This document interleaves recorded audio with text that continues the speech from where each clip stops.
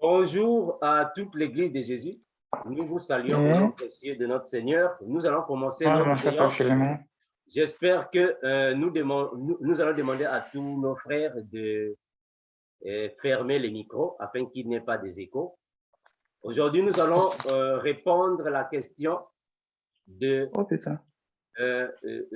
frère Israël sur l'abomination de la désolation. Mais on va d'abord prier avant de commencer. Prions au nom de Jésus.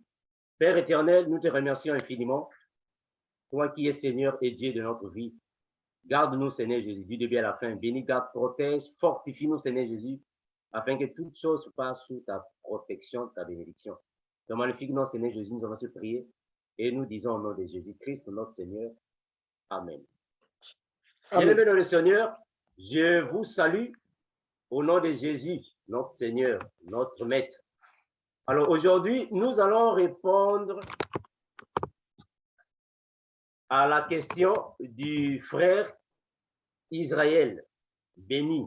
Le frère Israël a posé la question, celle de savoir que signifiait l'abomination de la désolation dont a parlé le Seigneur Jésus. Mais nous savons que la première personne dans la Bible qui a parlé sur l'abomination du dévastateur était alors notre bien-aimé le frère Daniel, le prophète Daniel.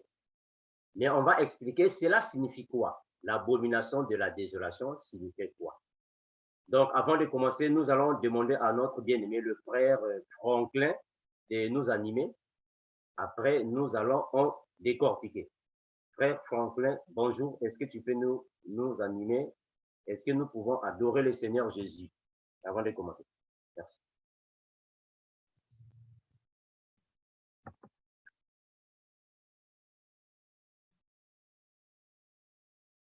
Voilà, j'espère que le frère Franklin est ici avec nous. Ou soit, dès qu'il est là, faites-nous signe afin que nous puissions avancer avec le frère Franklin. Mes bien-aimés, l'abomination de la désolation signifie tout simplement que le diable qui va s'incarner dans la personne de l'Antéchrist, il ira en Israël, à Jérusalem, dans le temple, là où alors il va prendre place du troisième temple afin de se proclamer Dieu. Et il fera la guerre aux saints. Il va aussi fouler aux pieds. Donc, nous allons en parler afin que l'Église comprenne ce que nous voulons ici dire. Frère Franklin, tu es ici avec nous? Le frère Franklin est ici avec nous?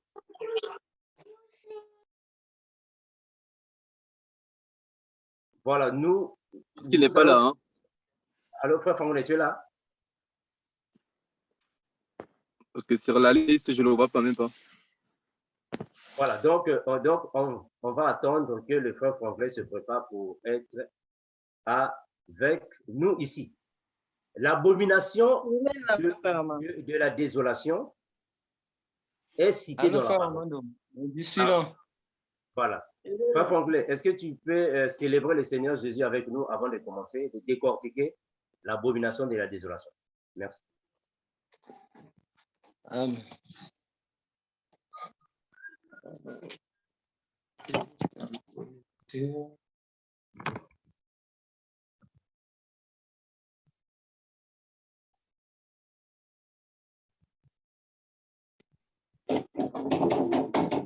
Bon, je vais connecter le piano.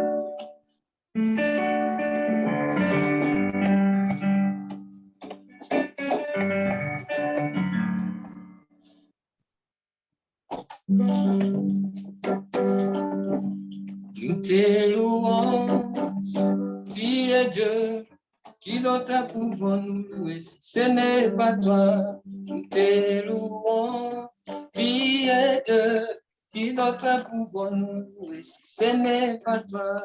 Nous t'acclamons, tu es Dieu, qui d'autre pouvons nous louer si ce n'est pas toi. tes louanges. Il est Dieu qui d'autre pouvons louer, ce n'est pas toi. Nous t'acclamons, il est Dieu qui d'autre pouvons louer, ce n'est pas toi. Tes louanges, il est Dieu qui d'autre pouvons louer, ce n'est pas toi. T'acclamons, il est Dieu qui d'autre pouvons louer, ce n'est pas toi. Tes louanges, tu es Dieu, qui d'autre pouvons nous, ce n'est pas toi. Nous t'acclamons, tu es Dieu, qui d'autre pouvons nous, ce n'est pas toi. Tes louanges, tu es Dieu, qui d'autre pouvons nous, ce n'est pas toi. Qui salue Jésus. Qui salue le roi des rois. Louange, Jésus. Louange, roi des rois. Louange, Jésus. Louange, roi des rois. Ensemble, louons le Seigneur, il est vivant. Ensemble, louons le Seigneur, il est vivant. Ensemble, louons le Seigneur, il est vivant. Ensemble, louons le Seigneur, il est vivant.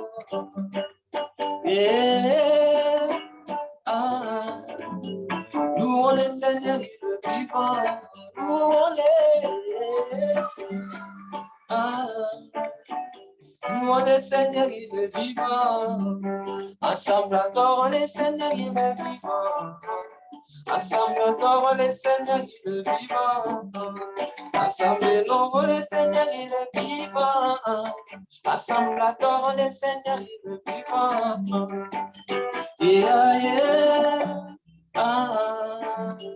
Adorons le Seigneur, il est vivant.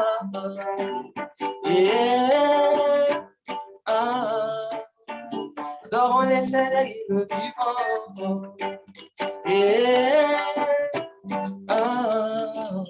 Adorons le Seigneur, il est vivant.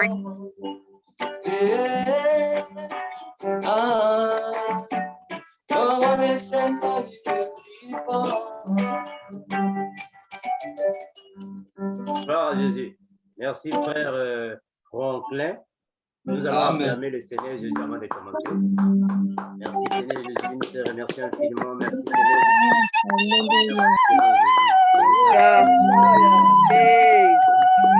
Gloire à Jésus. Soit avec nous du début à la fin. Dirige tout ce qui va se passer, Père éternel, parce que tu es le Maître et le Roi de tous les temps. Garde-nous, Seigneur Jésus. Soit avec tes enfants du début à la fin, Père. Bénis, garde, protège. Visite-nous, fortifie-nous, ouvre nos esprits afin que nous puissions comprendre ta parole. Merci, Seigneur Jésus. En ton puissant nom, nous avons ainsi prié et nous te disons au nom de Jésus. Amen. Amen. Gloire à Jésus. Merci, mes bien-aimés, pour être ici présents. Nous allons décortiquer que signifie alors l'abomination de la désolation. Ça signifie quoi bibliquement parlant? Donc là, je vais demander au bien-aimé, le frère Bienvenu et le frère Franco pour nous aider alors à la lecture biblique, afin que nous puissions comprendre ce que cela signifie. La Bible nous parle sur les antéchrists, mais elle nous parle encore sur l'antéchrist. Parce qu'il faut comprendre qu'il y a une différence entre l'antéchrist et les antéchrists. Il y a une différence. Le monde est en train d'attendre l'antéchrist. Mais il y a déjà des antéchrists qui sont là. L'antéchrist, c'est le diable qui va alors prendre possession d'un humain qui existe ici sur la terre. Il va l'incarner afin d'aller signer alors une alliance avec Israël et aussi plusieurs. Là, on va parler de la bête qui monte de la mer, qui avait 7 têtes et 10 cornes. Ça, c'est l'antéchrist, le diable personnalisé. Mais nous avons les antéchrists qui signifient tous les faux bergers qui se prennent pour pasteurs, mais ils sont là plutôt pour dévaster l'Église de Jésus. Voilà pourquoi l'apôtre Jean nous en parle. Nous sommes ici dans 1 Jean chapitre 2, le verset 18, et le frère Bienvenu va nous aider. Frère Bienvenu, nous sommes dans 1 Jean chapitre 2, le verset 18. Les antéchrists, qui sont-ils? 1 Jean chapitre 2, le verset 18. Mhm. Il est écrit, petit enfant, c'est la dernière heure. Et comme vous avez appris qu'un antéchrist vient, il y a maintenant plusieurs antéchrists. Par là, nous connaissons que la dernière heure, Amen. c'est la dernière heure. Amen. Amen. Est-ce que vous voyez ce qui se passe? Il y a l'antéchrist qui vient, mais il y a maintenant plusieurs antéchrists. Ah, donc il y a une différence. Le monde attend l'antéchrist, le véritable antéchrist. C'est lui qui viendra dans le monde. Mais qui est-il le véritable antéchrist? C'est lui qui vient dans le monde. Mais il y a déjà les antéchrists qui sont les faux bergers, les faux pasteurs qui sont là déguisés en brebis, mais au-dedans d'eux, ce sont plutôt des loups ravisseurs. Mais qui est alors le véritable antéchrist? Le frère Franco va nous aider avec Daniel chapitre 9, le verset 27. Ici, il s'agit alors du vrai antéchrist. Daniel 9, 27. Daniel 9, 27. Le frère Franco. Oui, il fera une solide alliance avec plusieurs pour une semaine. Et durant la moitié de la semaine, il fera cesser la sacrifice et l'offrande. Le dévastateur commettra les choses les plus abominables jusqu'à ce que la ruine et ce qui a été résolu fondent sur les dévastateurs. Wow, Amen. Jésus. Amen. Ici, dans Daniel 2, 27, il s'agit ici de l'antéchrist que le monde attend. Mais il y a déjà les antéchrists qui sont en train alors de détruire les enfants de Dieu. C'est-à-dire de détruire les faux chrétiens, ceux qui ne connaissent pas la vérité. Mais quand il viendra, l'antéchrist, c'est là qu'il va accomplir l'abomination de la désolation dont le prophète Daniel a parlé. Frère Franco, nous repartons dans Daniel chapitre 24, le verset 15. C'est à partir de là que l'expression abomination de la désolation a commencé. Daniel 24, verset 15, frère Franco. Daniel Matthieu. 24. Matthieu. Matthieu ou Daniel, frère Armando? Voilà.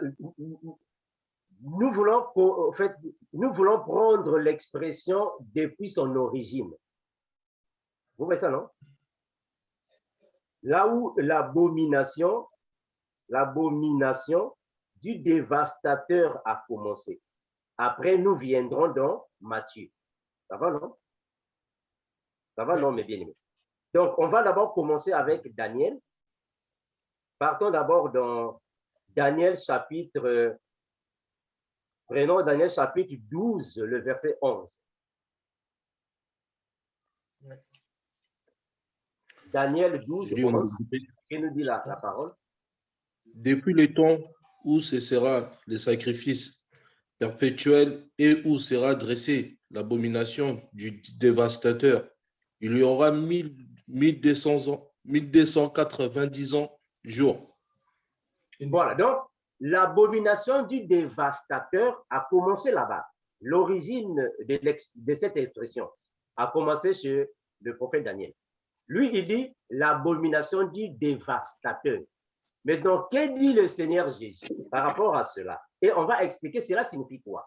Frère, bienvenue, nous sommes dans Matthieu 24, 15. Matthieu 24, 15. Matthieu 24, le verset 15, il est écrit, c'est pourquoi, lorsque vous verrez l'abomination de la désolation dont a parlé le prophète Daniel, établi en lieu saint, que celui qui y fasse attention. Voilà. Amen. Amen. Gloire à Jésus. L'abomination de la désolation dont a parlé le prophète Daniel. Qu'est-ce qu'ils lisent? Alors, fasse attention. Mais cela signifie quoi? L'abomination du dévastateur ou soit l'abomination de la désolation signifie quoi? C'est l'apôtre Paul qui nous donne une explication claire sur l'abomination du dévastateur ou soit l'abomination de la désolation. Nous sommes dans 2 Thessaloniciens chapitre 2, le verset 4. 2 Thessaloniciens 2, 4. Frère, bienvenue. Qu'est-ce que le frère Paul dit là-bas? 2 Thessaloniciens 2, 4. L'adversaire qui s'élève au-dessus de tout ce qu'on appelle Dieu ou de ce qu'on adore, jusqu'à s'asseoir dans le temple de Dieu, se proclamant lui-même Dieu. Ah, voilà. Ça, c'est l'abomination de la désolation. C'est-à-dire que c'est l'adversaire qui est le diable, parce que nous savons que notre adversaire, c'est le diable. L'adversaire qui est le diable, il ira dans le temple de Jérusalem. Ici, nous sommes dans le 3e temple. Il va s'autoproclamer Dieu. Ah, là, il faut savoir que Israël avait déjà eu le 1er temple, le 2e temple, et il fera cela dans le 3e temple. Et le Seigneur Jésus, quand il vient pendant la guerre d'Armageddon, on va toucher le 3e temple, parce qu'on doit détruire le 3e temple. Et Jésus, c'est lui qui va rebâtir le 4e temple, d'une manière spirituelle. Voilà pourquoi Jésus a dit dans la parole, détruisez ce temple, je le rebâtirai dans 3 jours. Parce qu'il y a le temple, le 3e temple de Jérusalem qui sera le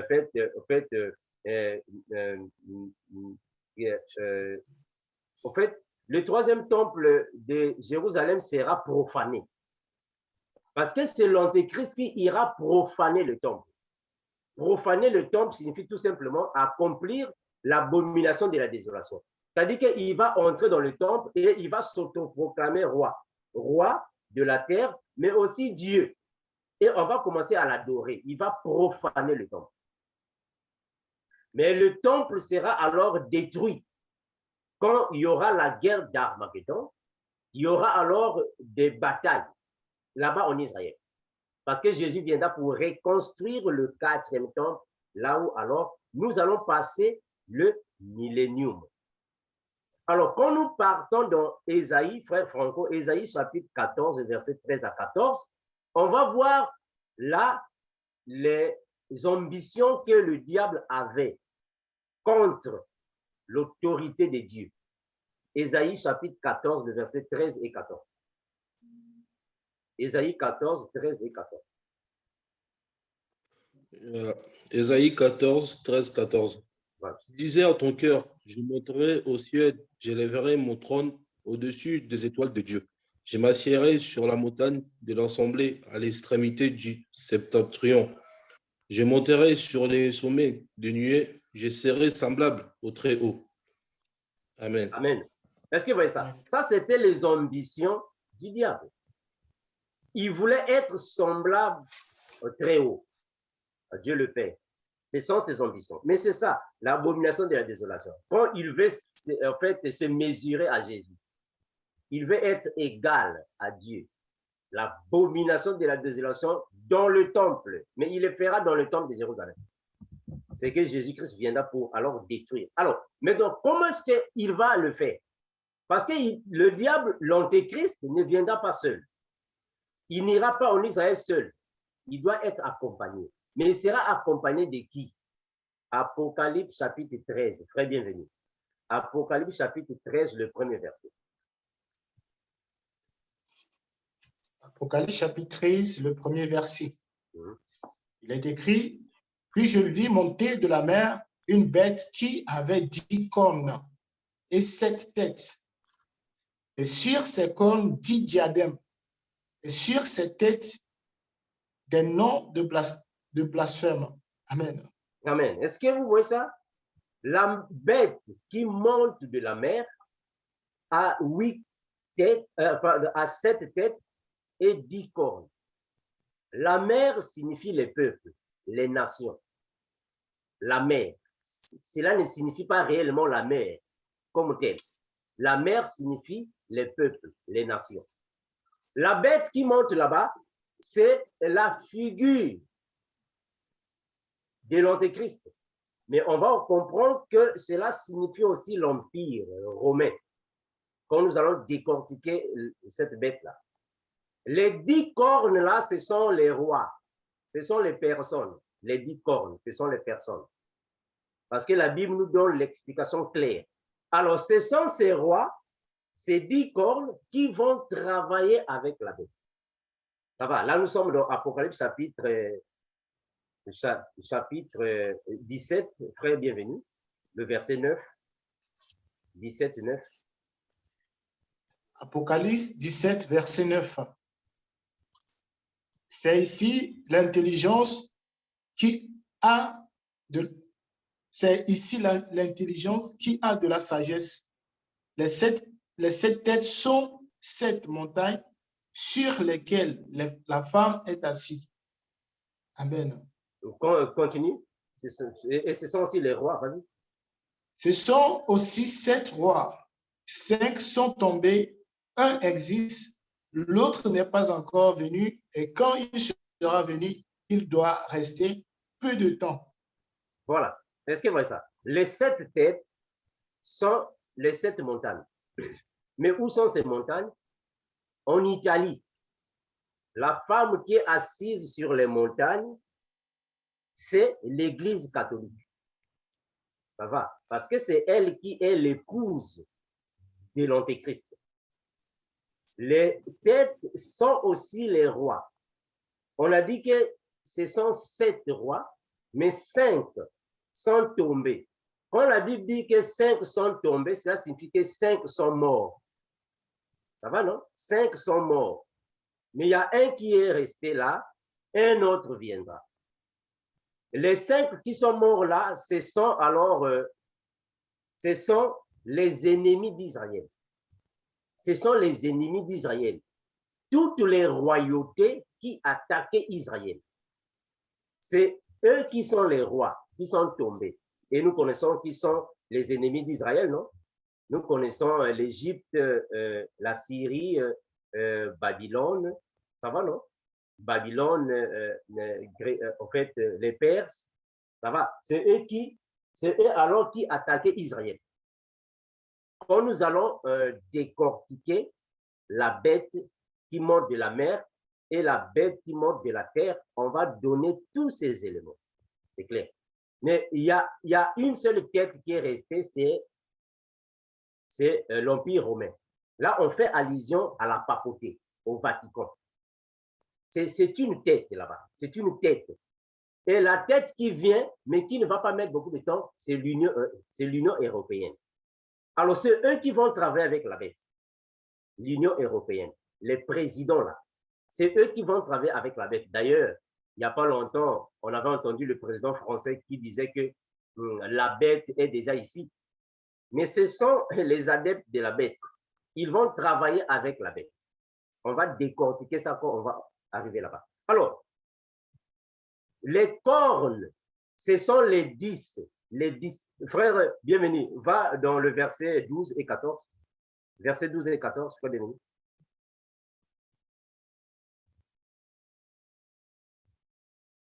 Frère, bienvenue. Tu es là, le verset 12 et 14. Tu es là?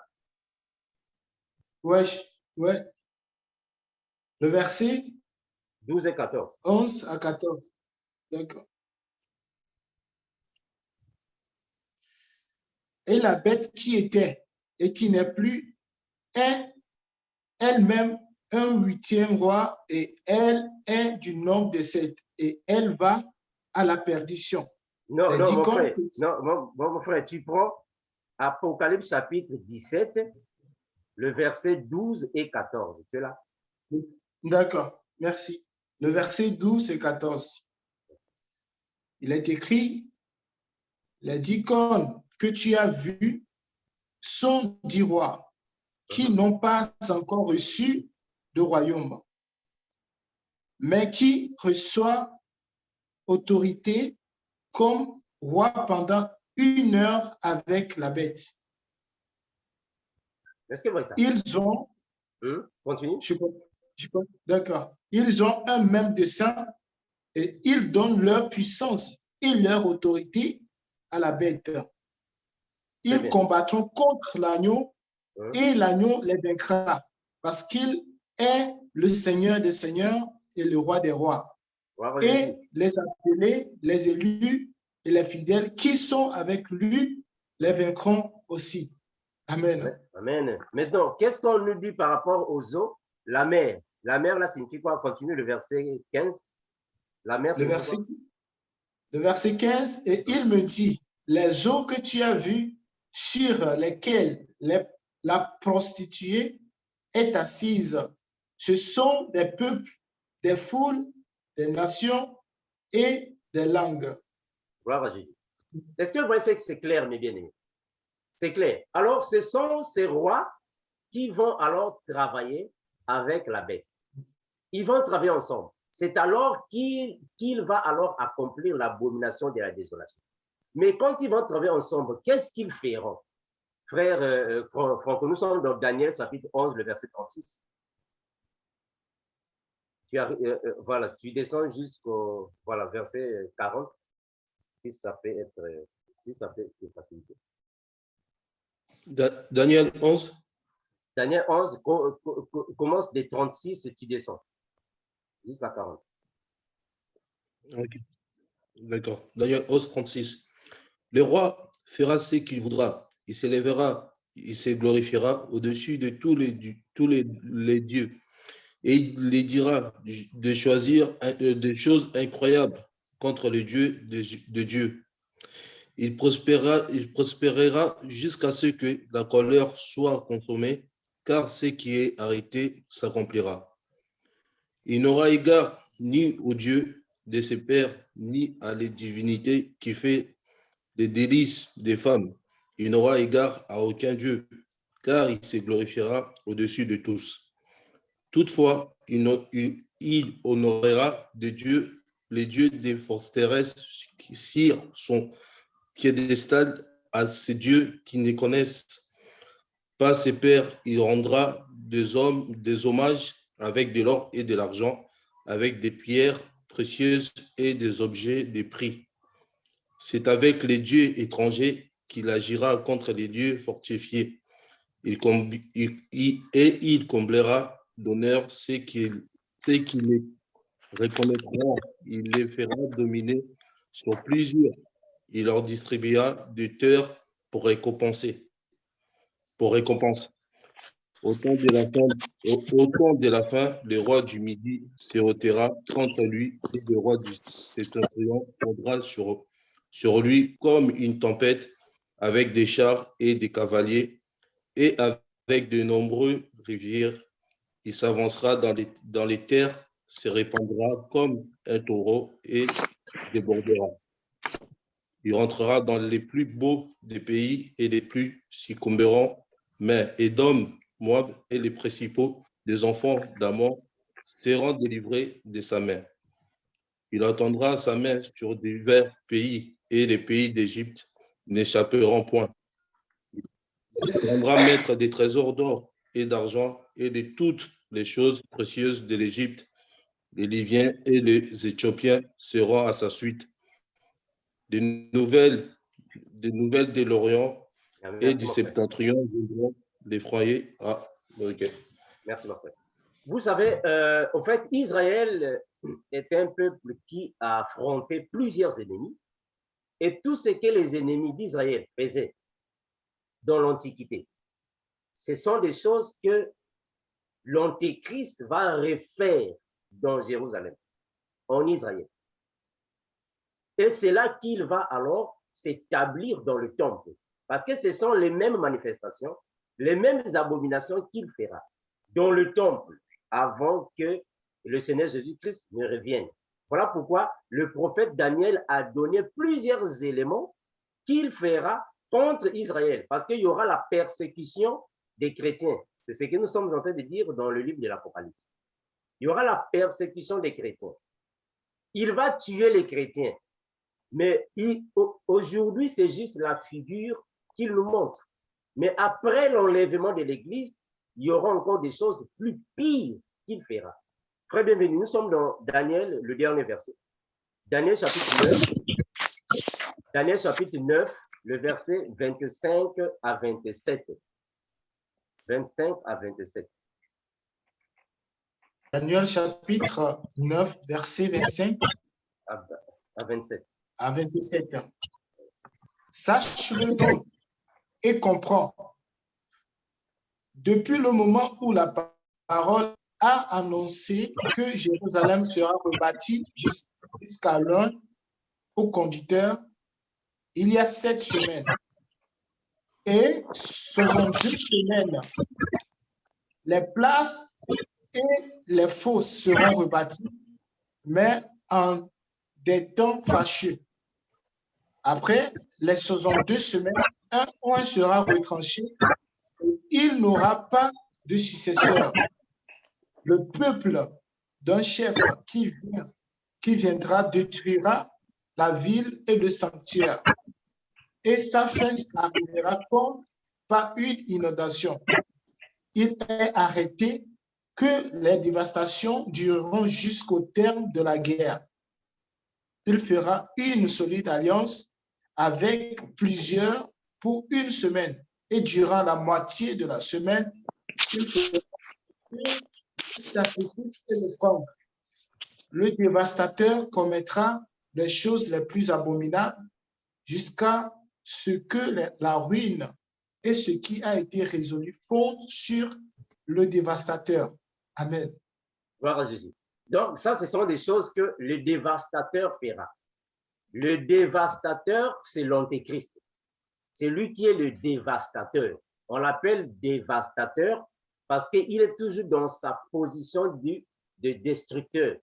Voilà pourquoi dans la Bible, il est bien écrit dans Jean 10, 10, que le voleur ne vient que pour dérober, égorger et détruire. Parce que c'est un dévastateur. Alors lui, quand il viendra, c'est pour alors dévaster tout ce qui est considéré pour Dieu. Il va en Israël, dans Jérusalem, il fera aussi les mêmes abominations.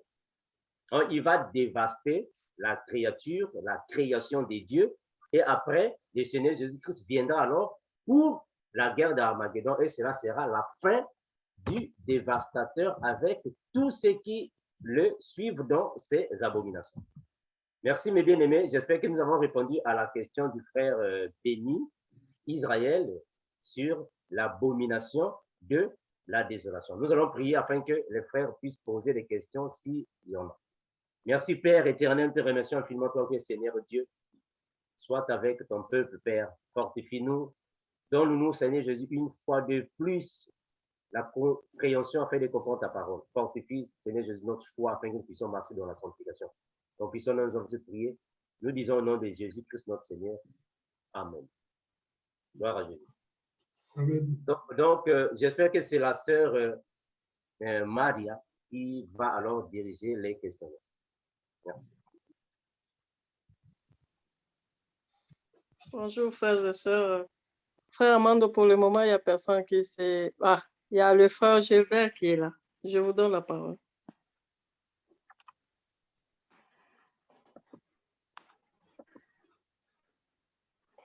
Salut, frère Gilbert. Oui, allô. Bonsoir, bonsoir les frères et sœurs. Bonjour, docteur Armando.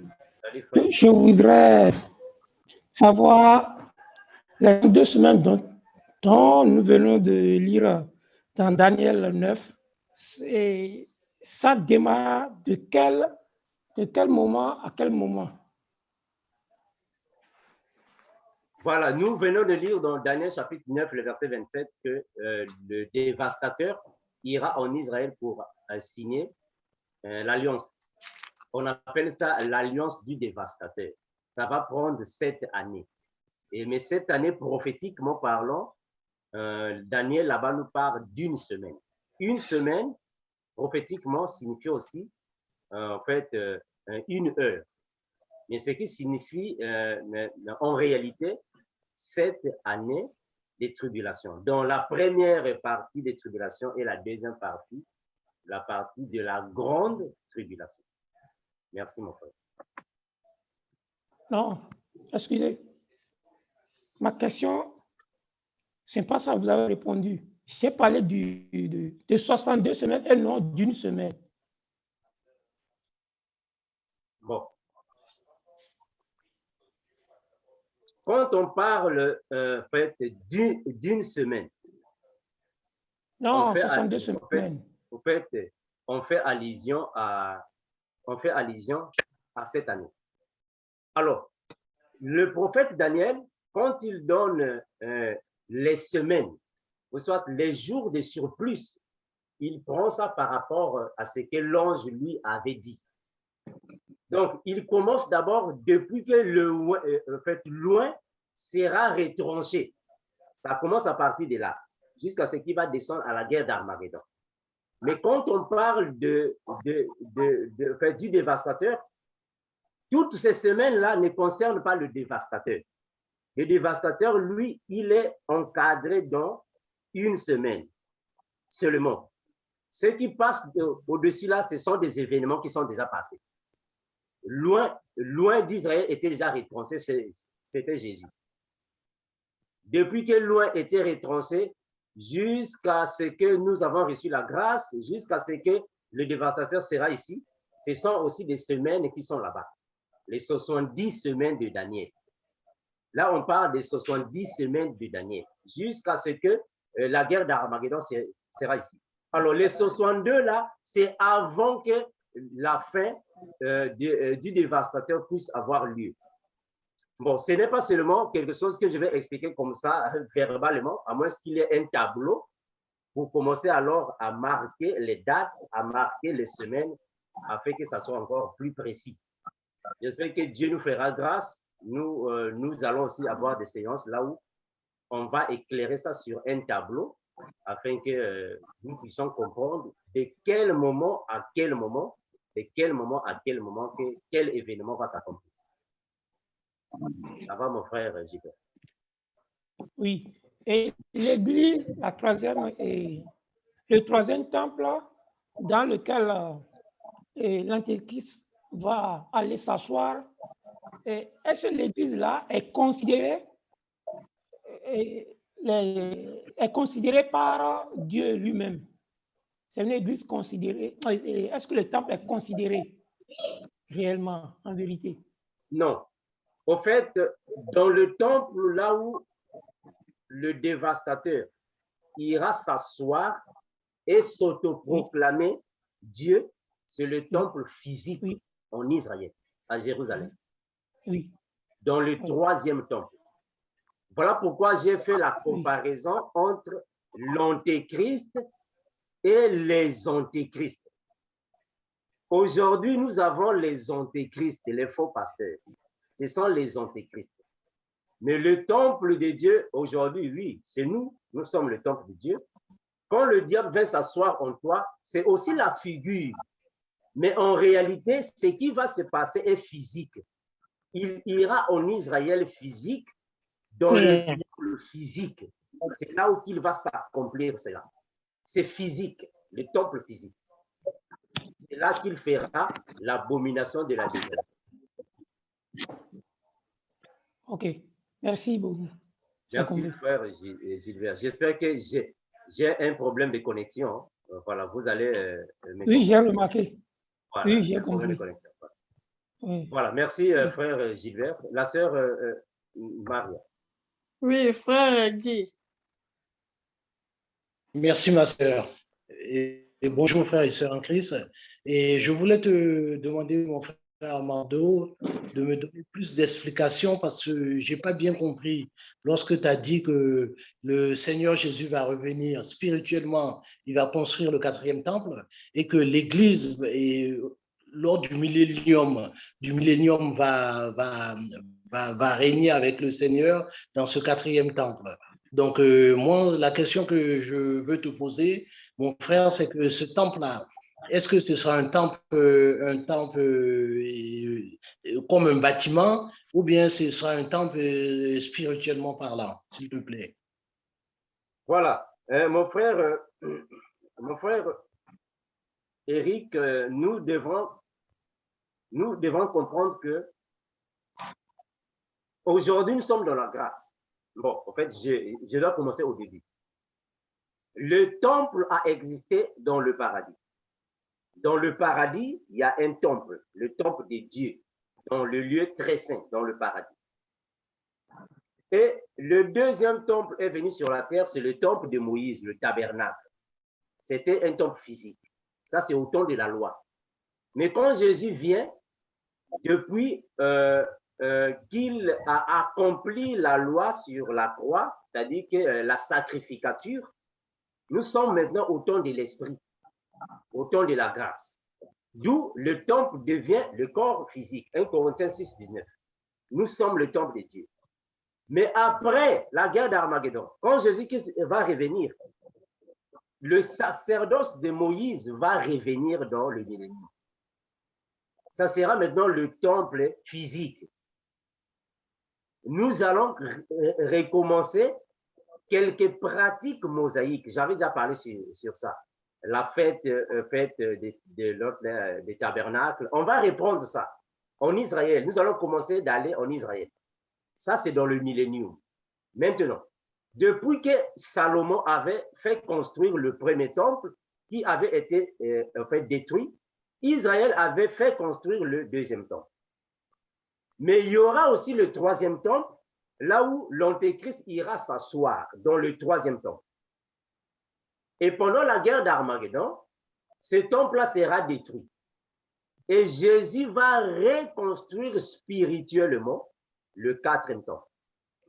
C'est le prophète Ézéchiel qui nous a donné alors les dimensions de ce temple, qui sera reconstruit spirituellement par le Seigneur Jésus. C'est là que Jésus fera alors son service, parce que Jésus-Christ viendra dans le temple ici sur la terre, en Israël, à Jérusalem. C'est là que nous irons pour accomplir alors le sacerdoce de Jésus. C'est là que nous irons accomplir les fêtes juives. Là, on va parler d'Israël spirituel. Donc, ce temple-là sera reconstruit spirituellement, mais sera alors physique en Israël, à Jérusalem. Ça va, mon frère? Frère Eric. Oui, merci. Nous pouvons aussi faire une vidéo spécialement sur le quatrième temple, si Dieu nous fait grâce le week-end prochain. D'accord, merci mon frère. Merci, frère. Merci. La sœur Marie. Oui, sœur Fatoumata. Oui, merci, ma sœur Maria. Frère Amadou, je voulais savoir Apocalypse 14, verset 7. Non, Apocalypse 7, verset 14. Bon, le frère bienvenu, s'il vous plaît. Apocalypse 7, verset 14. Oui. Apocalypse chapitre 7, le verset 14. Oui, s'il vous plaît. D'accord. Il est écrit, je lui dis, mon Seigneur, tu le sais. Et il me dit, ce sont ceux qui viennent de la grande tribulation. Ils ont lavé leurs robes et ils les ont blanchis dans le sang de l'agneau. Amen. Amen. Amen. Alors, est-ce que je veux savoir, Frère Mando, est-ce que ça veut dire qu'en fait, c'est une période de détresse qui coïncide avec la fin des temps? Oui, ma soeur. Au fait, ici, nous sommes dans le 5e sceau.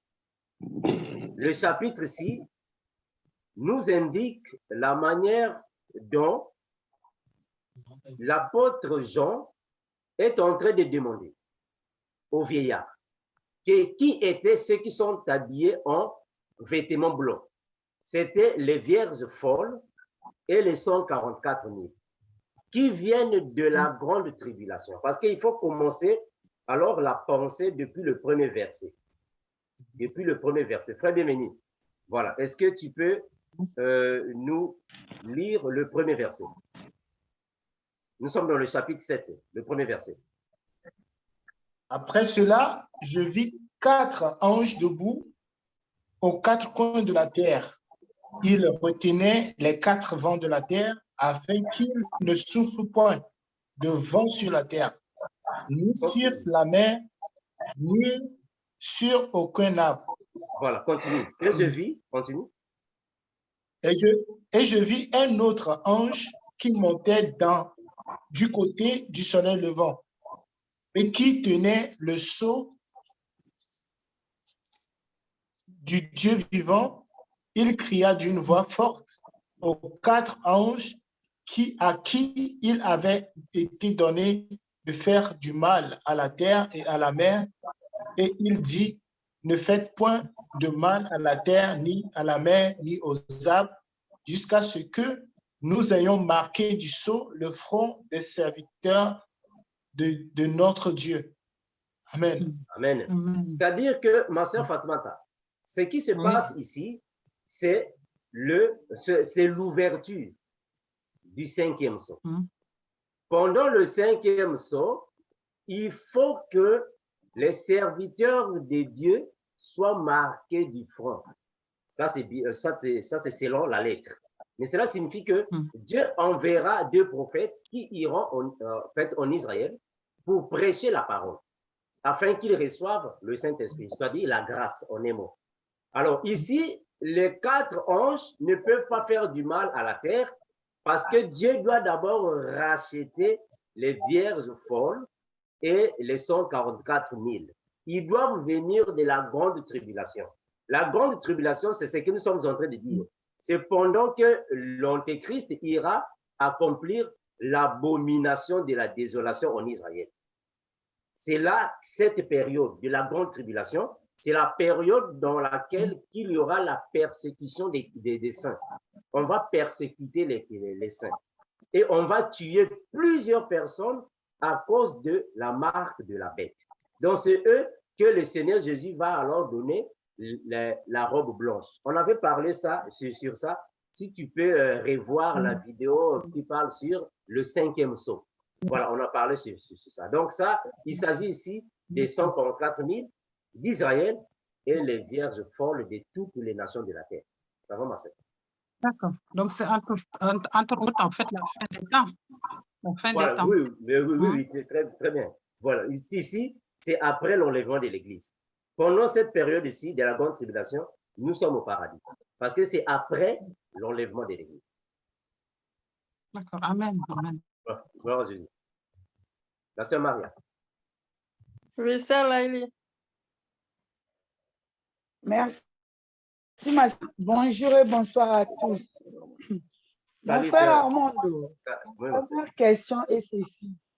Il y a quelle différence entre Antéchrist et Antichrist? Gloire à Jésus. Au fait, Antéchrist signifie que c'est lui qui vient avant Jésus-Christ. Tel qu'aujourd'hui, on entend parler de Jésus de Baoulé. Il y a maintenant Jésus, je ne sais pas dans quel pays, dans plusieurs pays, il y a maintenant des Jésus. Ces Jésus-là sont des antéchrists. OK. C'est-à-dire, ils sont venus avant l'apparition de Jésus. Antéchrist. Maintenant, antichrist, c'est toute personne qui est contre la doctrine de Jésus. Il est antichrist. C'est-à-dire qu'il est anti-doctrine. Ça va, non, ma soeur? Tu as compris ça? C'est compris vraiment. Okay. Amen. Bon, ma deuxième question, je ne sais pas, parce que deux fois, quand on partage avec les uns et les autres, des fois, il y a des questions qui viennent comme ça. Tu te poses des questions, comment je peux lui répondre? Ma question est ceci. Jésus-Christ, quand il était ici-bas, il disait fils de l'homme, fils de l'homme, fils de l'homme. Bon, je sais que Jésus-Christ lui-même est le véritable Dieu. Mais pourquoi des fois il se disait fils de l'homme? Parce qu'il était né de Joseph et Marie ou Dieu aussi était un homme ou bien donc c'est comment? C'est ça que je veux savoir. Voilà. Fils de l'homme signifie tout simplement l'enfant d'un homme. Fils de l'homme. C'est comme, Jérémie. Dieu appelait aussi Jérémie fils de l'homme.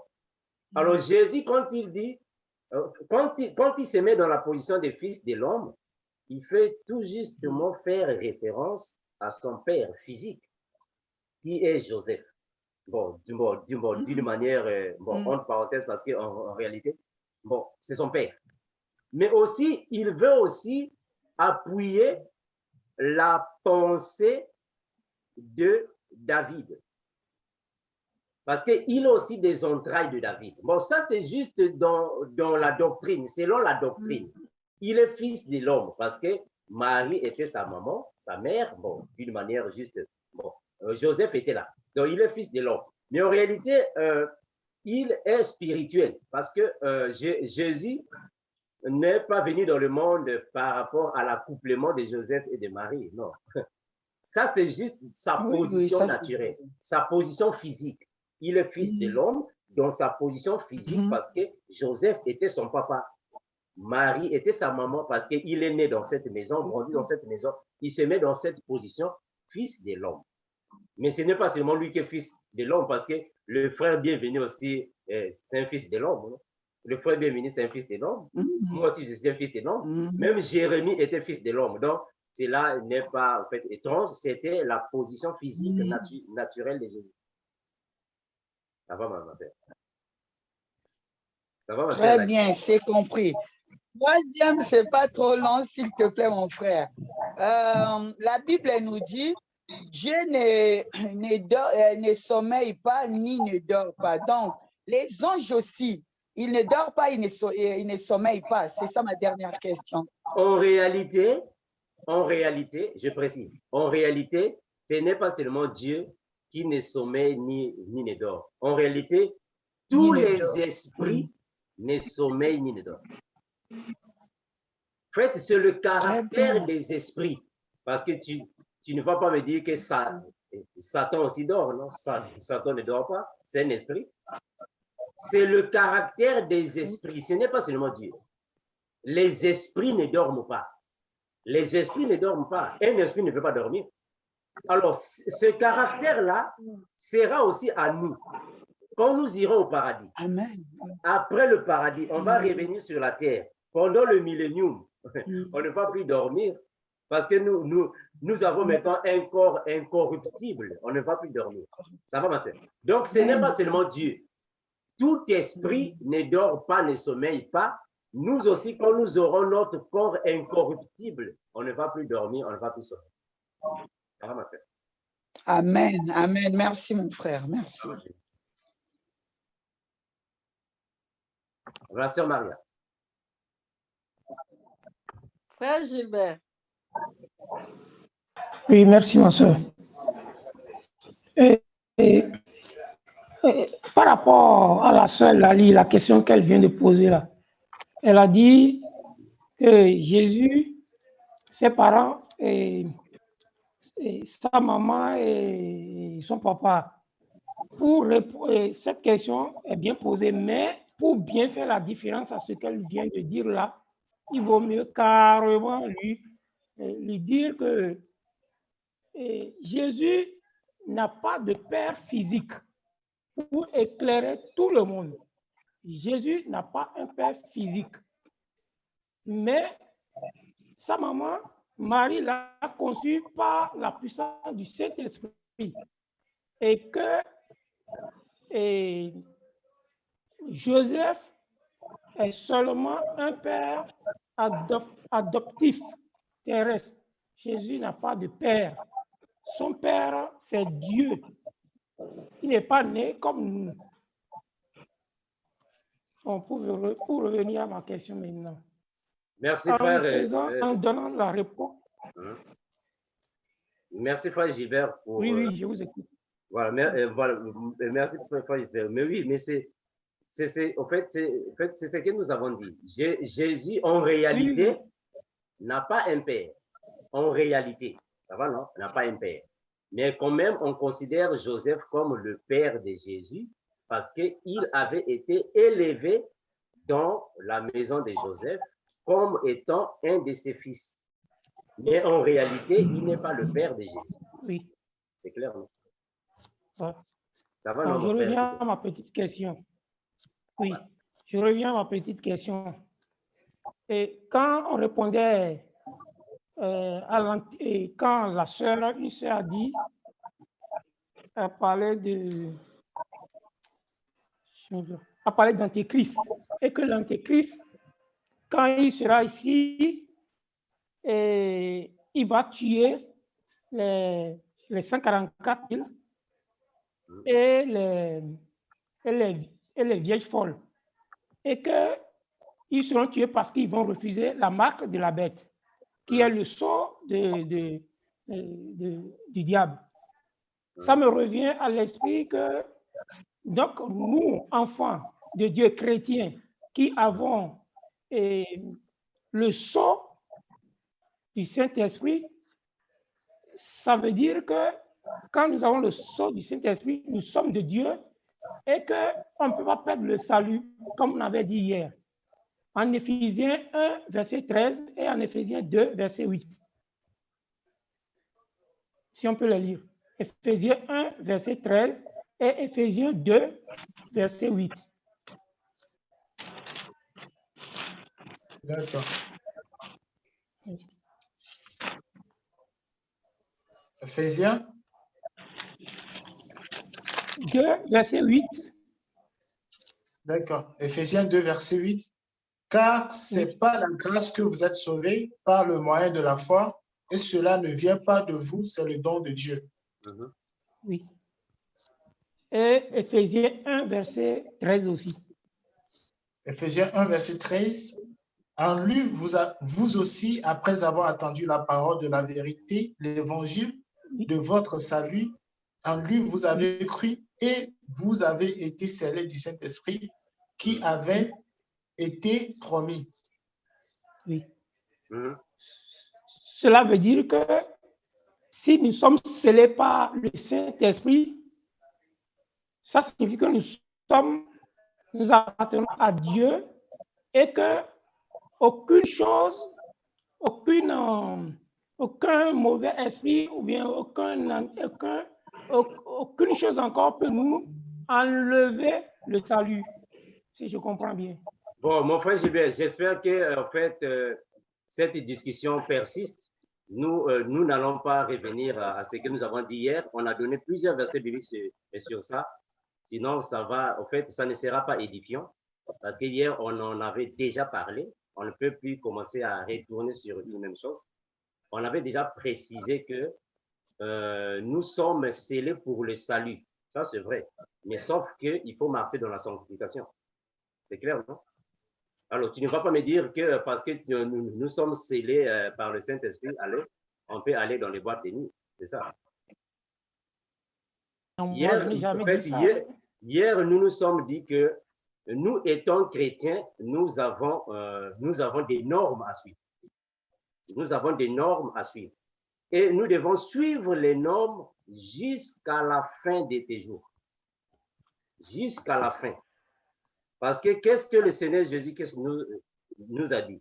C'est lui qui vaincra. C'est lui qui va arriver jusqu'à la fin. Ça va, mon frère? C'est lui qui vaincra.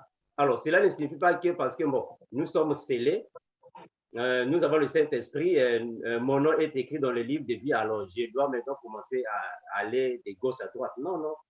Il faut marcher dans la sanctification.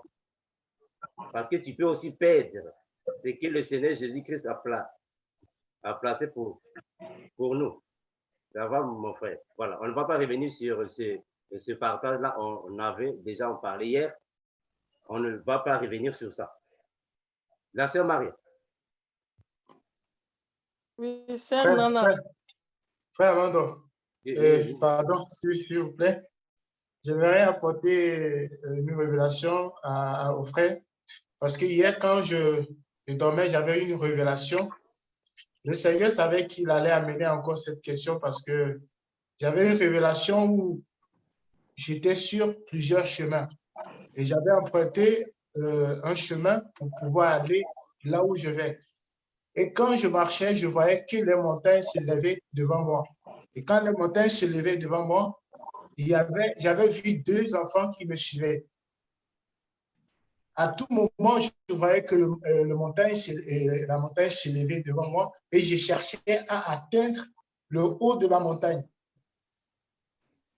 Et quand je peinais pour pouvoir y arriver, après, je suis arrivé, à la fin, je tenais les choses pour pouvoir monter et voilà, marcher sur la terre plate.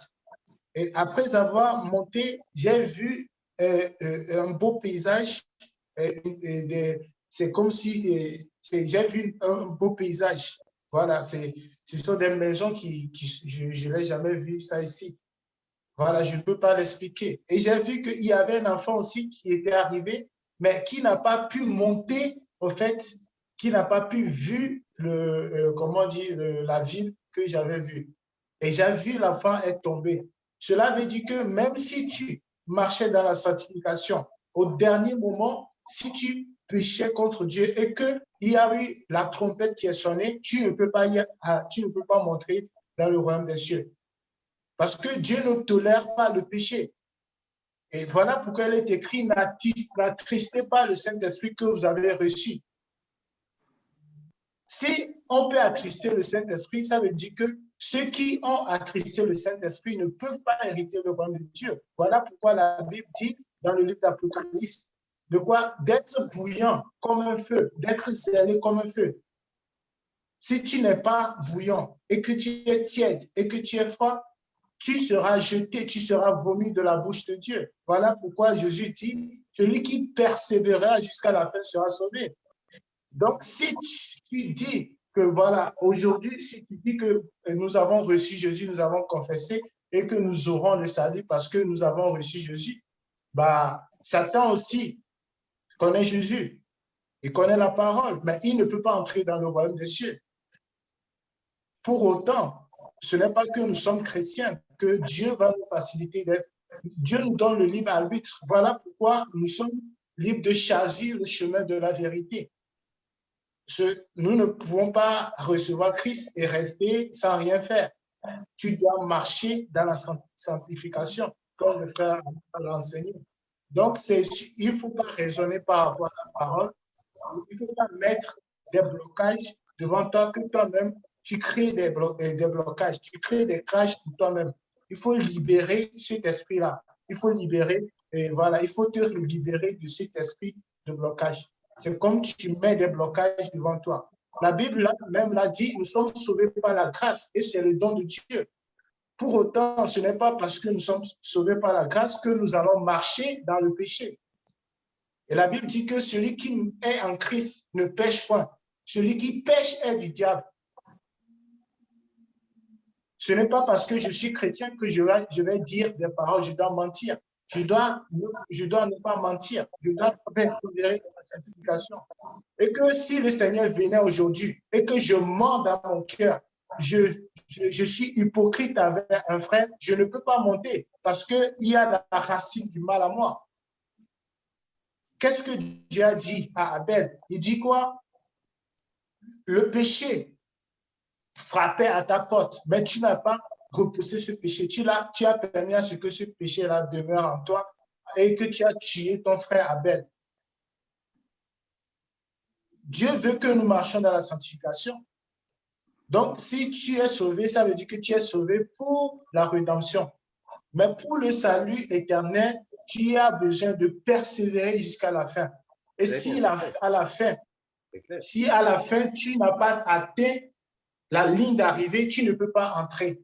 Le frère Armando l'a présenté hier. Moïse n'est pas entré dans la terre promise. Donc, ce n'est pas une question à reposer encore. Donc, c'est ce que je voulais apporter, que Dieu vous bénisse. Moi, je ne repose pas la question. Moi, j'ai juste lu la Bible, j'ai remarqué des versets que je vous ai dit. Je ne dis pas que c'est moi qui dis la vérité, mais je vous dis que Dieu ne se trompe pas. Dieu ne se trompe pas en choisissant voilà, ça va. On fait les gens, en prédestinant les gens. Et mon puis, Gilbert, c'est dans le Romain 8, verset 38 en 9, et puis je ne parle plus. Mon frère Gilbert, on fait ceci.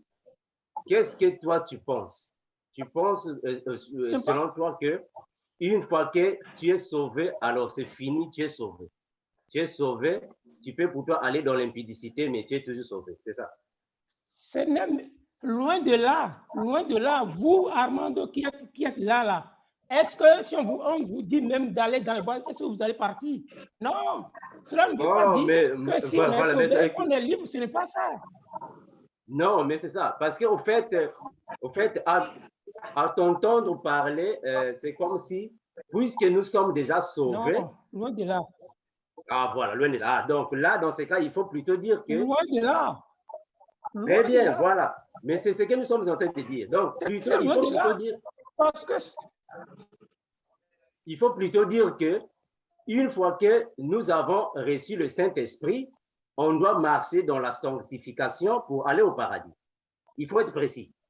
Parce que quand tu dis que non, nous avons le Saint-Esprit, nous sommes déjà scellés, alors c'est fini, c'est fini. Non, non, non.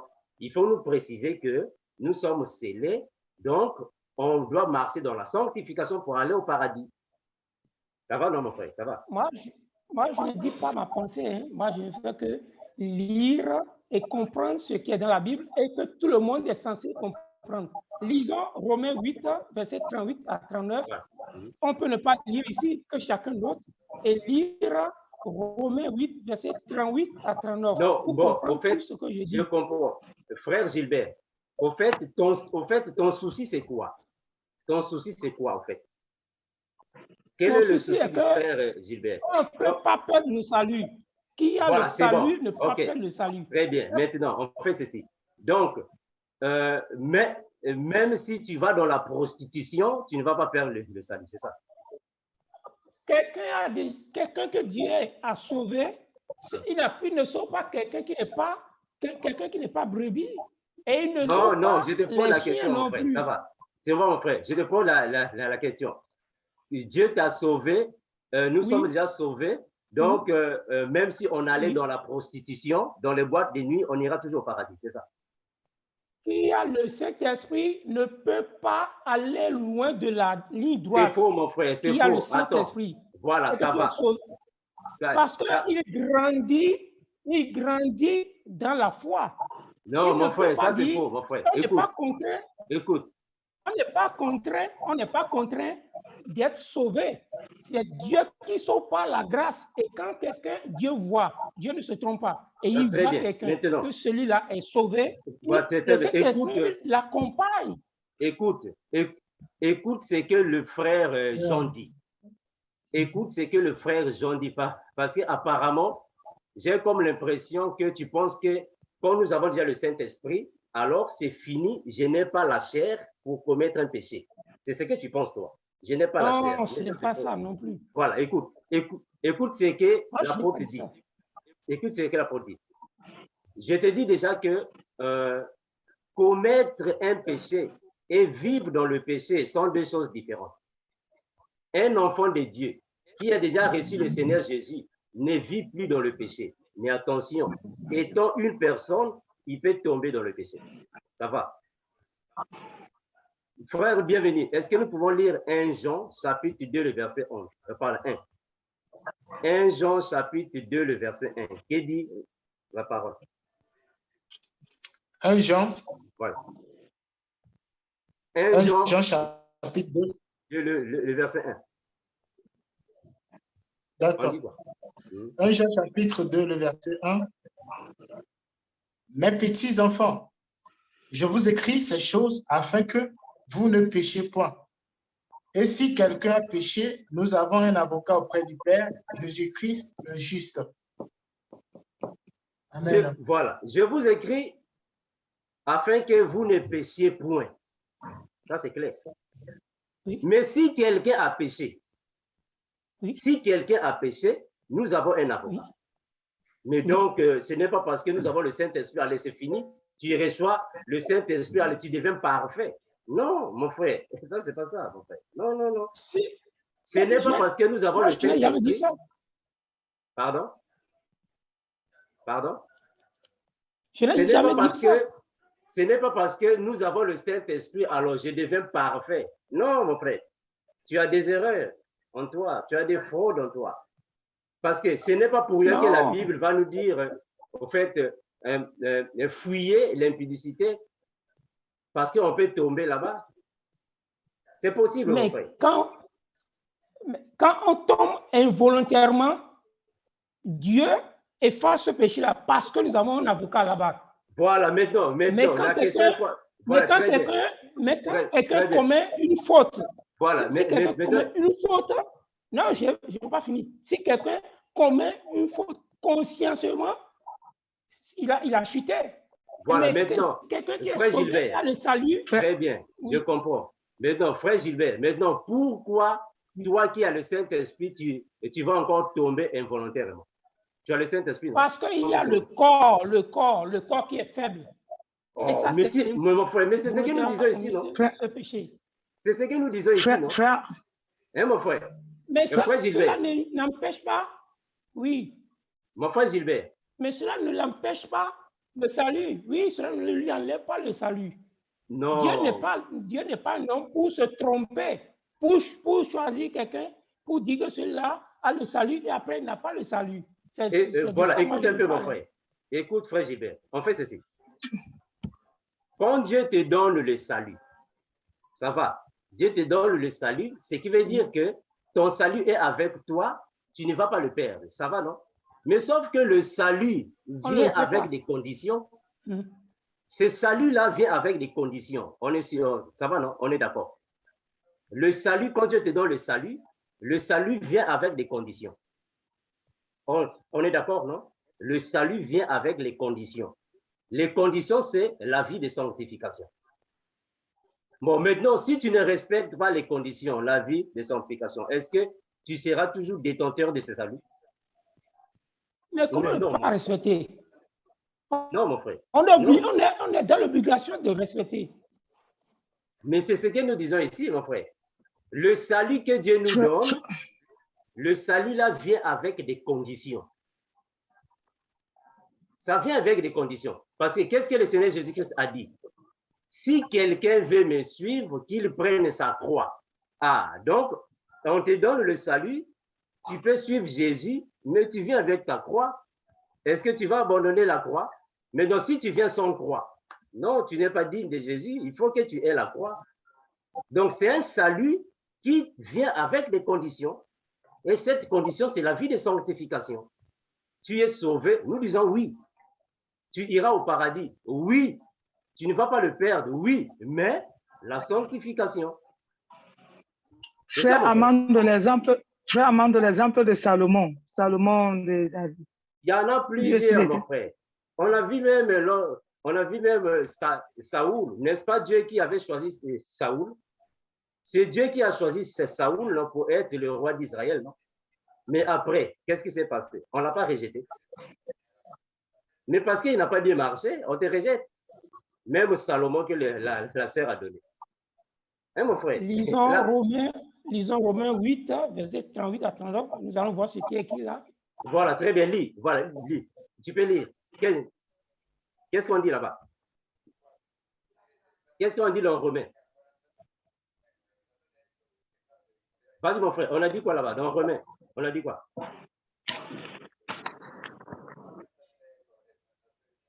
Frère Gilbert, on a dit quoi dans Romains? Oui.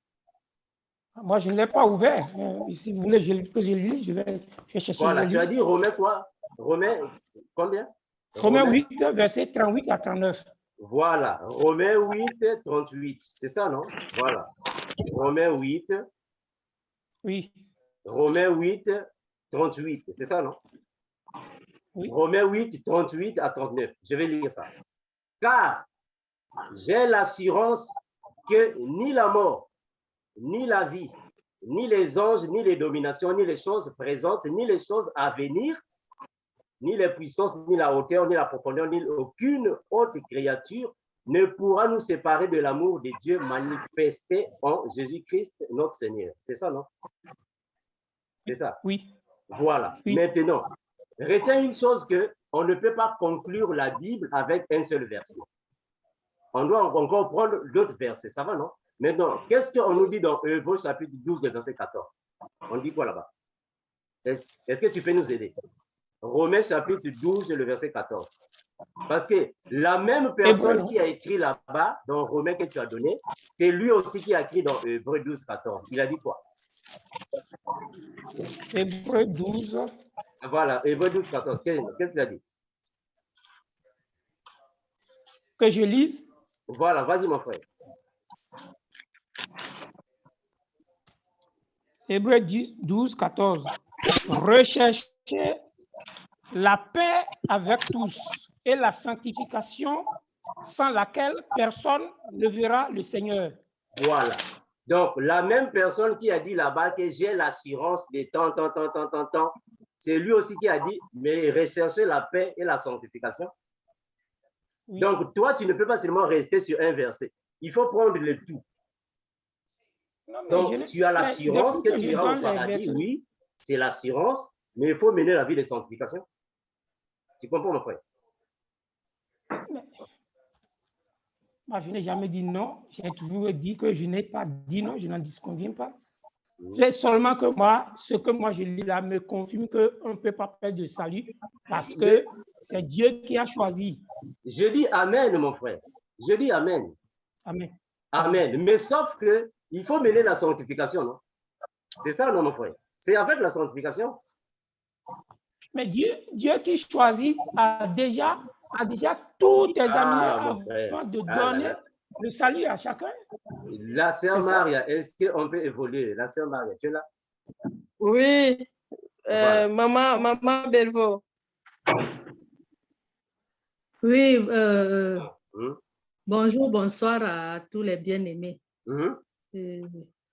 Moi, ce que je voulais ajouter avant que je ne pose ma question, hier, le frère Armando a dit que tant que nous sommes encore sur terre, personne ne peut se déclarer qu'il est déjà arrivé.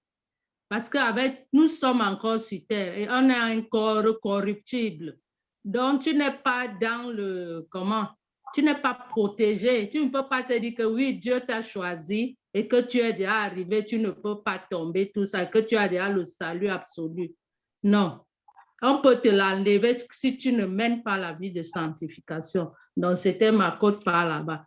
Mais ma question, c'est celle que, est-ce qu'un enfant de Dieu peut avoir l'Esprit Saint étant dans le monde? Non, non. Avant qu'il ne vienne vers Dieu, un enfant de Dieu peut avoir l'Esprit Saint étant dans le monde avant qu'il ne vienne. Parce que moi, j'ai remarqué, je dis ça, demande ça pourquoi? Parce qu'il y a des choses aujourd'hui que je suis en train de me rendre compte que je les faisais sans savoir, mais c'est comme si c'est l'esprit qui me demande, qui m'empêchait de ne pas faire, de ne pas commettre ces péchés-là. De ne pas commettre ces péchés-là. C'est comme si j'étais assistée par l'Esprit Saint quand j'étais dans le monde avant que je ne vienne dans la lumière. Ok. Non, en fait, nous pouvons être de la race de Dieu, mais on est encore dans le monde. C'est différent. Tu peux être de la race de Dieu, mais tu es encore dans le monde. Dieu peut te parler étant dans le monde. Ça va, non? Tu peux avoir des visions, mais étant dans le monde, mais tu as des visions. Tu es dans le monde. Parce que tu es de la race de Dieu. Quand tu reçois l'Esprit Saint, c'est-à-dire que tu quittes le monde. Tu n'es plus dans le monde, mais tu peux être de la race de Dieu. C'est comme si aujourd'hui, on voit beaucoup de païens.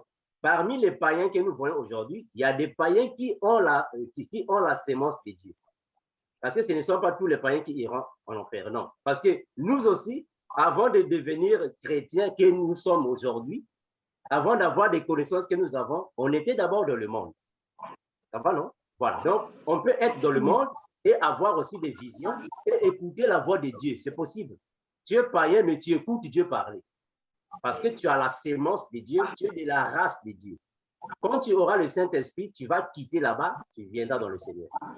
Ça va, ma soeur? Donc, on ne peut pas avoir le Saint-Esprit étant dans la position de païen. Non, ça, non, non. D'accord. Je croyais que c'était un genre de Saint-Esprit qui nous conduit, qui nous fait refuser des choses. Je comprends. Merci. La sœur Marie, j'espère qu'on a seulement 15 minutes. Hein. On ne va pas trop mettre du temps. On a seulement 15 minutes pour s'en rester. La sœur Marie. La sœur Marie, est-ce que le fait est là? Le frère, Là, le frère Telamateta, vous avez la mateta. Vous avez Oui. la parole. Oui. Je voudrais dire que la sœur, elle se complique parce que la parole de Dieu est vraiment la vérité. Lorsque nous péchons, alors que Dieu nous a dit que nous devons vivre une vie de sanctification, c'est que Dieu ne se trompe pas. Et si jamais le Christ revient et que tu es dans le péché, tu vas perdre le salut. Ce que tu as dit, c'est vraiment ce que dit la parole de Dieu. On peut perdre le salut tant qu'on ne se garde pas, on se laisse aller, on veut pécher, alors que Dieu veut que nous soyons sanctifiés et que à un instant, quand tu te laisses aller et que Jésus-Christ revient, à l'instant que Jésus-Christ revient, tu te trouves dans le péché, tu perds le salut. Le frère ne comprend pas que Jésus-Christ, il est fidèle. Et donc, nous devons garder notre vie de sanctification alors que Jésus-Christ n'a pas péché. Et donc, Jésus-Christ veut que nous menions cette vie de sanctification comme la Bible le dit en Hébreux chapitre 12, verset 14. Donc, la vie de sanctification, c'est la condition sine qua non pour hériter le royaume des cieux. Donc, ne blaguons pas avec la parole de Dieu. La parole de Dieu est fidèle et juste. Nous ne devons pas nous contenter de la vie éternelle que si je pêche, et Dieu veut me pardonner. Dieu a déjà dit, il est fidèle à sa parole. Donc, ne perdons pas le temps de discuter là-dessus. Restons seulement fidèles à ce que Dieu dit, que nous avons à nous garder, à vivre la vie de sanctification jusqu'à la fin. Si nous sommes en train de tergiverser, nous allons perdre le salut. Donc, le salut n'est pas définitif, mais il faut garder la vie de sanctification jusqu'à la fin. C'est comme ça que nous allons hériter le nom de Dieu. Merci, frère Mateta, pour ton intervention. Que Dieu soit loué. La sœur Maria, est-ce qu'on peut évoluer? On a seulement 15 minutes. Hein. Oui, sœur Laïli. S'il te plaît, si tu peux être un peu bref, parce qu'il y a encore trois. Merci, ma soeur. Frère Armando, en tout cas, désolé. Donc, quand on vient ici, franchement, pour être vraiment éclairé, on peut rester même sur un sujet. Si quelqu'un n'est pas vraiment éclairé, il faut vraiment arriver jusqu'à bout pour qu'il soit éclairé parce que le salut, c'est très important. Moi, je reviens seulement sur ce sujet que mon frère Gilbert est un peu vraiment confus. Mon frère Gilbert, s'il te plaît, donc le salut, oui. On peut être élu, on peut être choisi, mais si le frère bienvenu peut nous lire Exode 32, s'il vous plaît, mon frère. Exode 32, pardon, 31 à 34, s'il vous plaît, mon frère.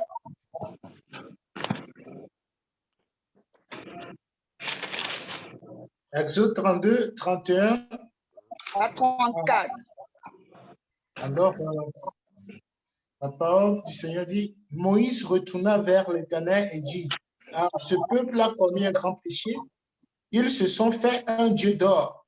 Pardonne maintenant leur péché, sinon efface-moi de ton livre que tu as écrit. L'Éternel dit à Moïse, c'est celui qui a péché contre moi que j'effacerai de mon livre.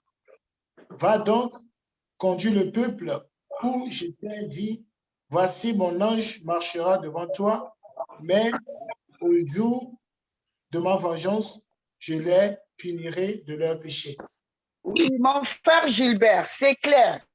Le peuple Israël était choisi par Dieu. Mais quand ils ont péché, Moïse avait demandé, comme Dieu ne voulait pas leur pardonner, Moïse avait demandé que Dieu fasse son nom dans le livre de vie. Mais Moïse a dit, Dieu a dit, c'est lui qui a péché, c'est celui que je dois effacer son nom. Mais ils étaient choisis. Et après, Moïse, il a supplié Dieu. Dieu a dit, vas-y, conduis le peuple. Mais le jour de la vengeance, je les punirai. Tu vois? Donc, même si tu es choisi, même si tu éteins le lit, mon frère, il ne faut jamais, jamais perdre ton salut. Même si tu es assuré, mais tu ne peux pas dire que non, j'ai l'assurance, je suis choisi, je suis élu, je peux faire ce que je peux parce que je suis un homme, je dois pécher. Oui, on peut trébucher, mais on ne peut pas rester tombé parce qu'on est libre. Vite fait encore, mon frère, si tu peux prendre encore 2 Corinthiens 11, s'il vous plaît. 2 Corinthiens 11, le verset 1 à 2, s'il vous plaît, mon frère.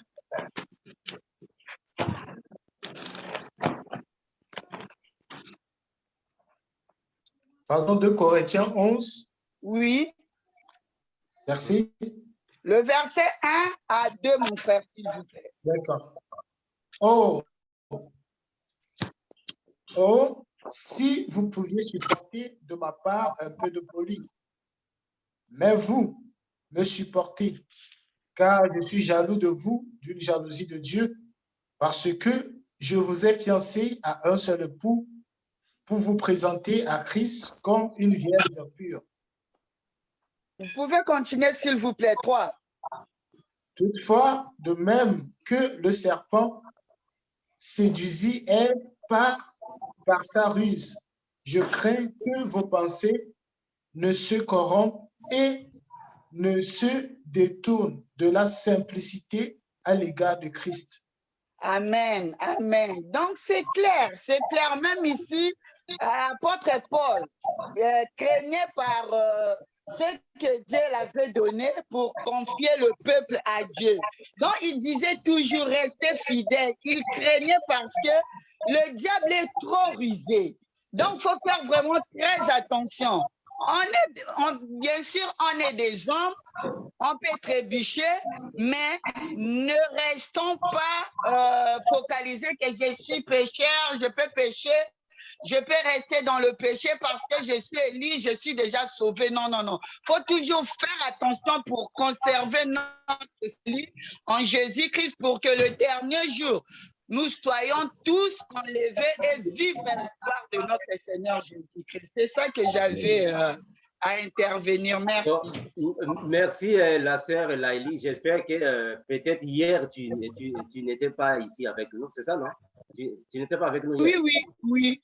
Voilà pourquoi. En fait, ce sujet a commencé depuis hier. Et c'est aussi le même verset que j'avais donné aux frères. Amen. Et Dieu avait dit que c'est celui qui a péché contre moi que je vais enlever son nom, effacer son nom du livre des vies. Oui. Voilà, donc on ne peut pas rester sur un même sujet, donner les mêmes versets. On ne va pas évoluer. La sœur Maria. Ok. Oui, frère Amando, nous avons encore 9 minutes. Il y a 3 personnes.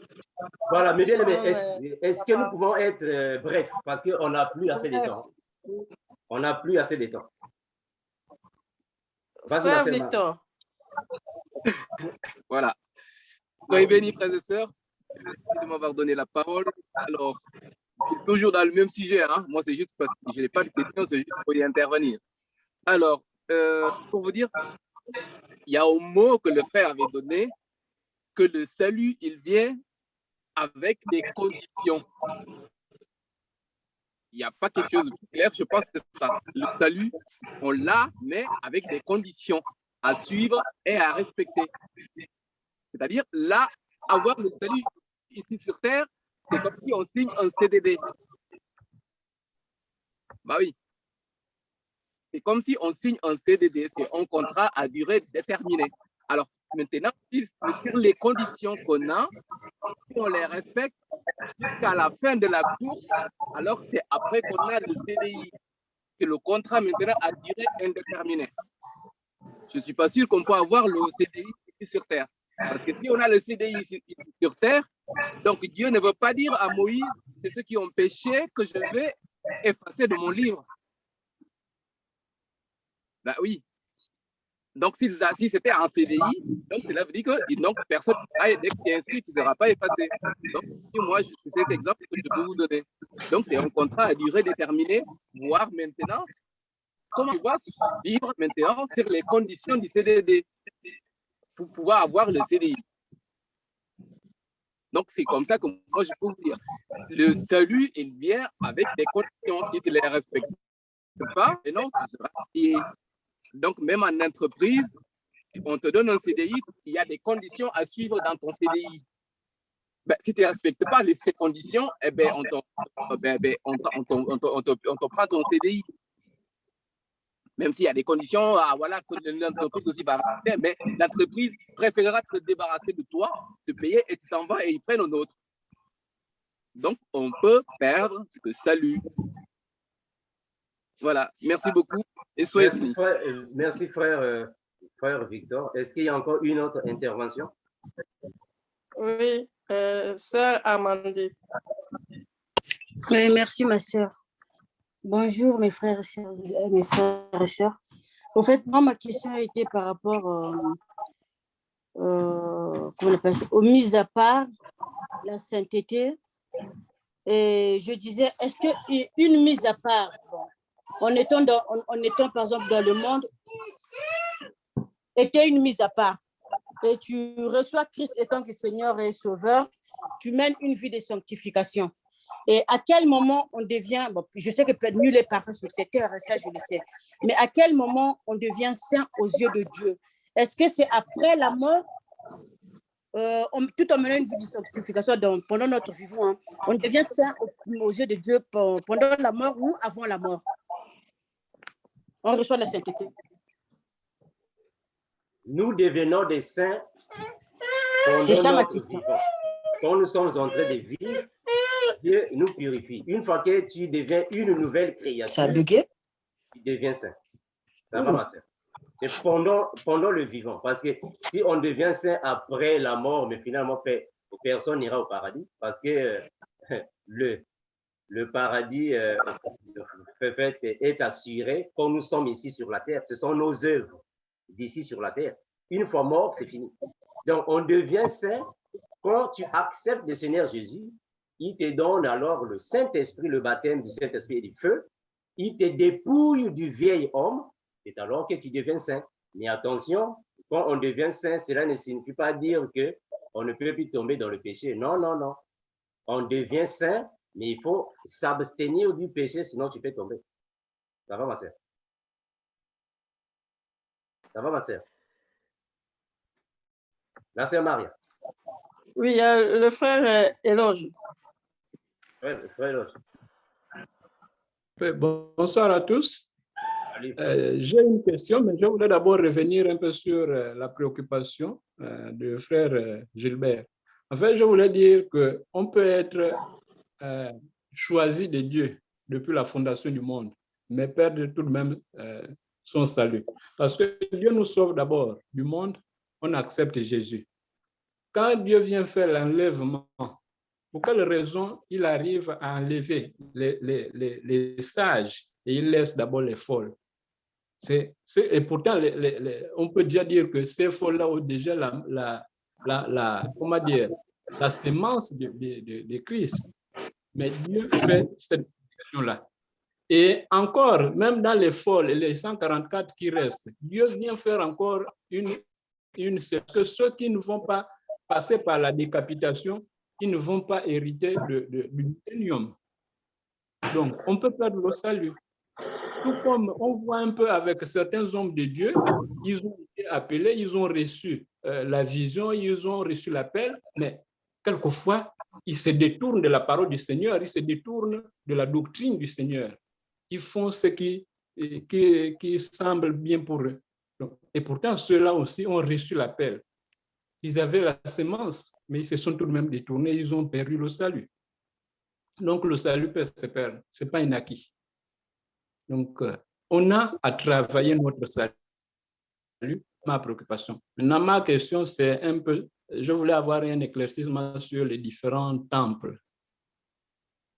Bon, en fait, Israël a eu le premier temple, non? Ça, c'est connu, non? C'est le temple d'Israël qui avait été construit par Salomon. Qui avait été fait construire par Salomon. Ça, c'est le premier temple. Et on avait détruit ce temple-là parce qu'Israël a subi beaucoup de déportations. Et ils ont construit le deuxième temple. Ils vont aussi construire le troisième temple. C'est dans ce troisième temple que l'Antéchrist ira s'asseoir pour se proclamer Dieu. Mais quand le Seigneur Jésus revient, puisqu'il est dévastateur, alors il y aura des batailles.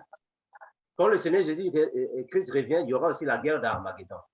La guerre d'Armageddon, c'est l'Antéchrist et les 10 cornes qui iront attaquer Israël. Alors, pendant ces attaques-là, le temple sera aussi détruit. On va toucher le temple de Jérusalem.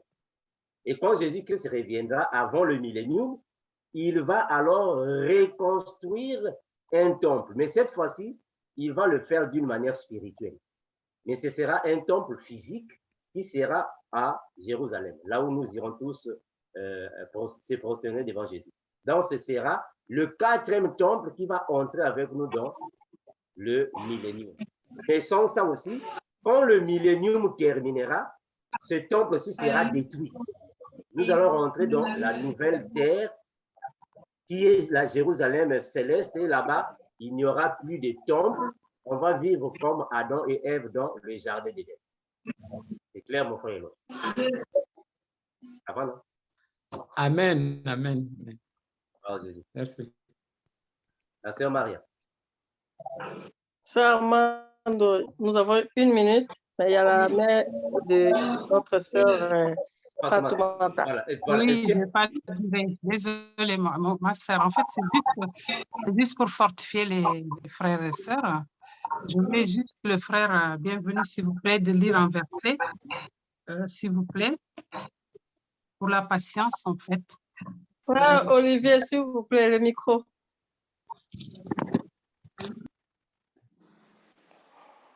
Frère, bienvenue. Oui, je suis là. Merci. Oui, s'il vous plaît, frère. Est-ce que tu peux lire Jacques 4, verset 7 jusqu'à 12, s'il vous plaît? Oui. D'accord. Pour la patience, s'il vous plaît. D'accord. Jacques, chapitre 4, le verset 7 à 12. S'il vous plaît. Soumettez-vous donc à Dieu, résistez au diable, et il fuira loin de vous. Approchez-vous de Dieu. 7, frère. Oui. 7. Soyez donc patients, frère. Oui. Le verset? Jacques 4, verset 7 à 12. Oui. Soumettez-vous donc à Dieu. Oui. Soumettez-vous donc à Dieu, résistez au diable, et il fuira loin de vous. Moi, Approchez. En fait, moi, j'ai le soyez donc patient, le frère. Voilà, la sœur Fatoumata reprend le chapitre et le verset. Tu es où? Quel chapitre, quel verset? Alors, Jacques 4, Jacques 4. verset 7 à 12. Oui. Soyez donc patients, frère, jusqu'à l'avènement du Seigneur. C'est ça que voilà, j'ai. frère Béni, tu es là? Oui, je suis là, mais je ne retrouve pas le passage. Je suis au verset 7. Est-ce que vous avez la même version? Bon, peut-être vous n'avez pas les mêmes versions. C'est Jacques 5. C'est Jacques 5. Jean. Ah oui, excuse-moi, 5. Oui, voilà, prends 5. Voilà. Désolé, frère, désolé. Oui, 5, verset 7 jusqu'à 12. Excuse-moi. Jean, chapitre.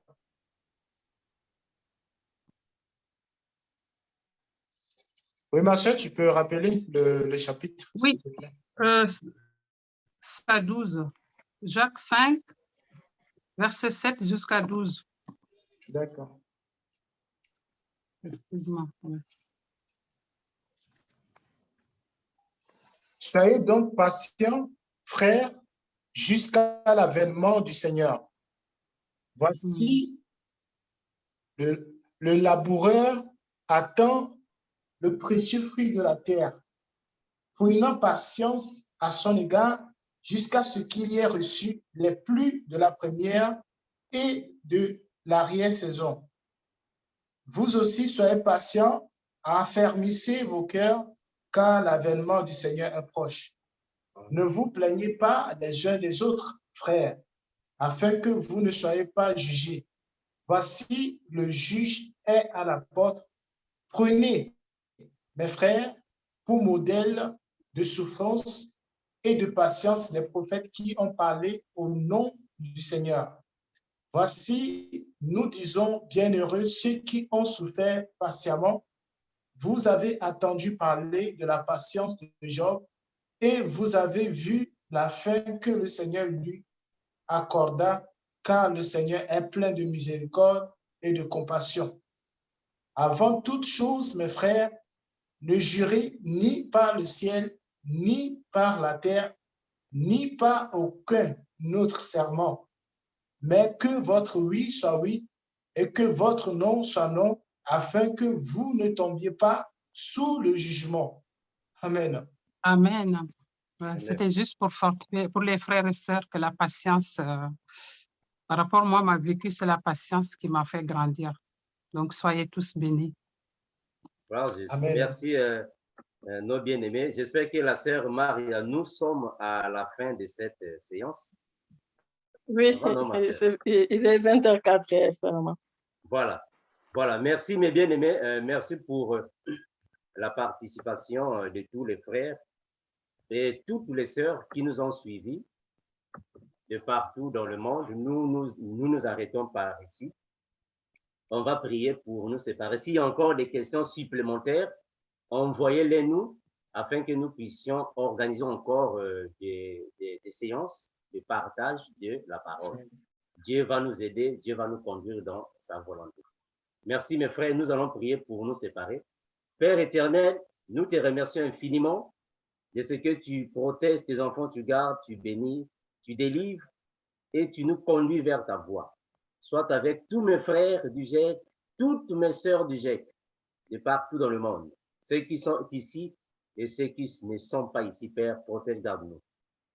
En toi, nous remettons toutes choses parce qu'il n'y a que toi qui es Seigneur. Ton nom magnifique, Seigneur Jésus, nous avons ainsi prié et nous disons au nom de Jésus-Christ, notre Seigneur et notre Maître.